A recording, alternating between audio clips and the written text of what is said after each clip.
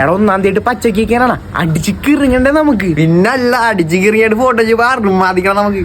എടാ ഇന്ന് ഒന്നാം തീയതിയാണ്, സാധനം കിട്ടൂല.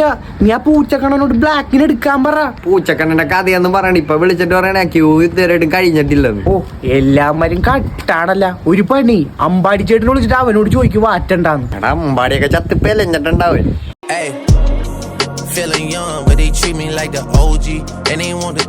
എടാ നമ്മൾ ഈ ഒന്നാം തീയതി വെള്ളം ഓടിച്ചിട്ടുണ്ടെങ്കിൽ നമ്മുടെ റെസൊല്യൂഷൻ എന്ത് ചെയ്യും?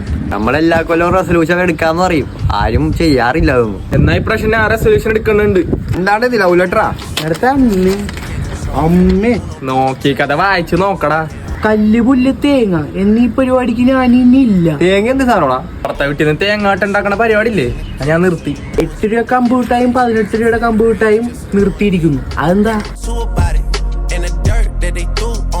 ചില്ലൂപ്പി തരുന്ന പെപ്സിയും വെള്ള കളറിലെ വെള്ളവും നിരോധിച്ചിരിക്കുന്നു. അതും നിരോധിച്ച. എടാ അടിയിൽ ഇത്രയും കൂടെ എഴുതിട്ടുണ്ട്, അതും കൂടെ വായിക്കി. ഇനി മുതൽ വേലയും കൂലി ഇല്ലാതെ തെണ്ടിത്തിരിഞ്ഞ് നടക്കണവന്മാരുടെ കൂട്ട് നിർത്തിയിരിക്കുന്നു. നമ്മളെ ഉദ്ദേശല്ലേ പറഞ്ഞ? ആ അതെങ്കിലും അക്ഷരം തെറ്റ് അത് മനസ്സിലായല്ല. ആടാ മനസ്സിലായി. അവന്റെ ഒടുക്കത്തെ റെസൊല്യൂഷൻ. എടാ ഒരു കാര്യം ഞാൻ പറയാം, നീ നമ്മുടെ കൂടെ ഇല്ലെങ്കിൽ നീ ഈ കൊല്ലം മുന്നോട്ട് പോവില്ല.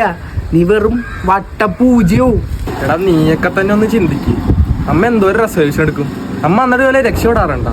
എടി ഈ 2025 നമുക്ക് കുറെ പ്രശ്നങ്ങളുണ്ടായി. എല്ലാത്തിനും നമ്മൾ ഇവിടം വരെ എത്തിയില്ലേ. പോയതൊക്കെ പോയി, കുറെ ആൾക്കാർ കയറി വന്ന് അതേപോലെ പോവുകയും ചെയ്ത്. പക്ഷെ നമ്മൾ വിഷമിച്ചിരിക്കണ.